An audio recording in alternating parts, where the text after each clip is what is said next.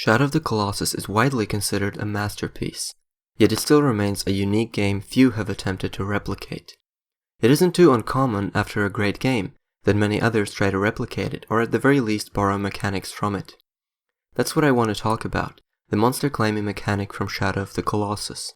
Being in the same environment as the colossal creatures and starting out on the ground where they tower over you, you eventually manage to make your way up the creatures, climbing all over them and finding their weak points.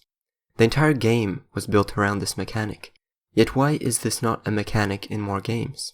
Some games have used it to an extent, such as Dragon's Dogma, but it wasn't the focus, and so the moments of being able to scale larger creatures were few and far between. There seem to be some 2D games that could be labeled as inspired by Shadow of the Colossus, such as Titan Souls, though lacking the climbing mechanic, and Death's Gambit, yet still being very different in their own ways.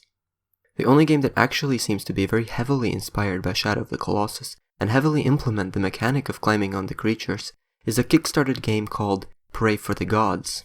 But it is still a game that is not yet released and is only a small indie studio working on it without a major publisher backing them.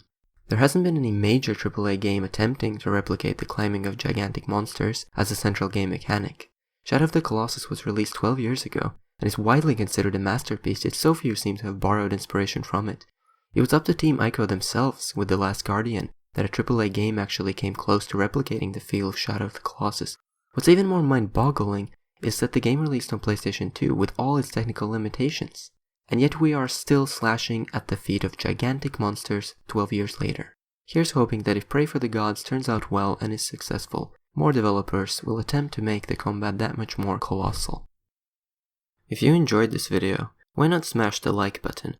And if you would like to see more gaming related talks, from underappreciated games and game mechanics to latest video game industry developments and speculation, consider smashing the subscribe button and the bell next to it.